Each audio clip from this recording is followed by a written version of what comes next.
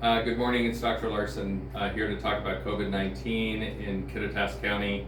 And I do have a few notes because I want to make sure that I'm giving correct information on data. So, as you know, we are currently in phase 3 of the Washington reopening plan. Everyone wants to know when are we going to be in phase 4? And there is no prediction as to when we can move into phase 4. Phase 4 is basically everything's open, we can do what we want to do, and that's not really possible in the foreseeable future. So there may be some work that happens after today, after election day, that'll allow us to start moving into, maybe there's a phase 3.5, maybe we can allow restaurants to open a little bit more, maybe we can allow holiday parties to happen at some things like at some local hotels and restaurants.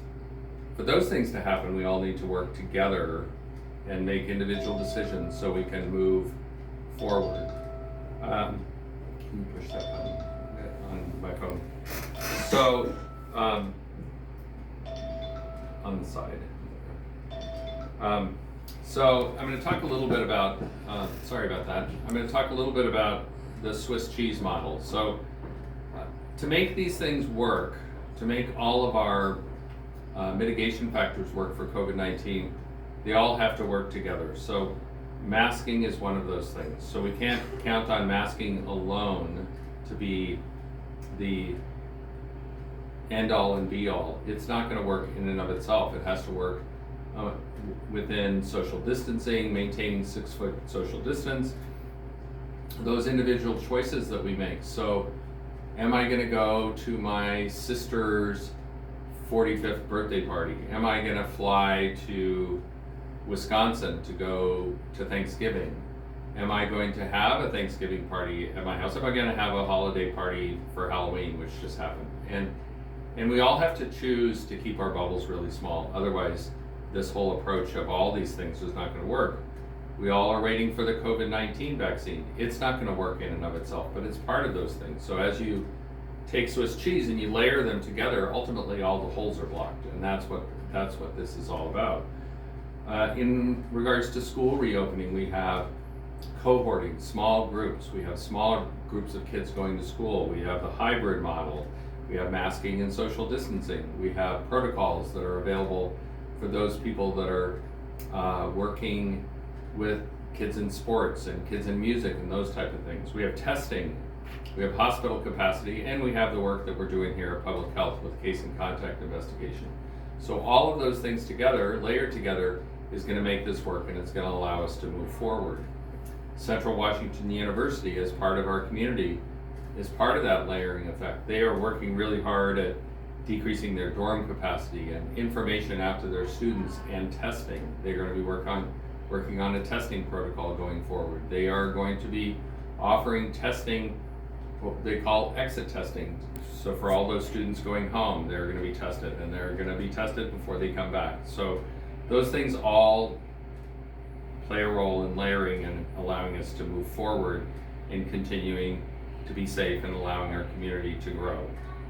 Our current case incident rate is 268.4 per 100,000 per 14 days. That is too high. About half of that is Central Washington University, so we're still above 150 cases per 100,000 per 14 days.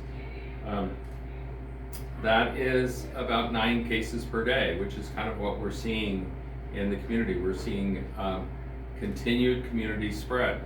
We've had multiple cases in the schools since Kittitas and Ellensburg have started, but we have not seen any cases that have gone into the school and have transmitted within the school. So we have not had any outbreaks in the schools, and we've not had any secondary transmission.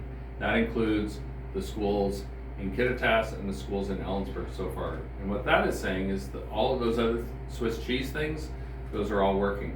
They are helping people to maintain social distancing, we are testing, we are doing those kind of things.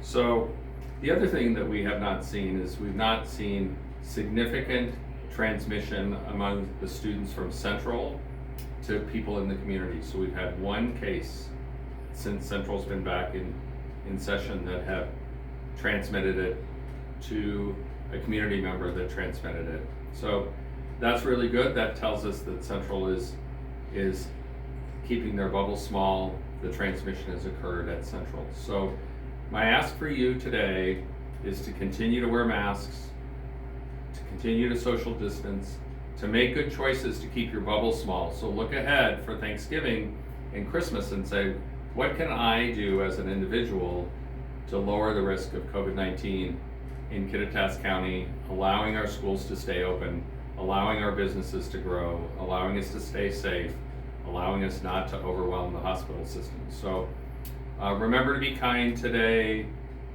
We will get through this. We'll get through COVID-19. We will get through whatever happens with the election, and we'll move forward. So we'll talk to you later. Thanks. Bye.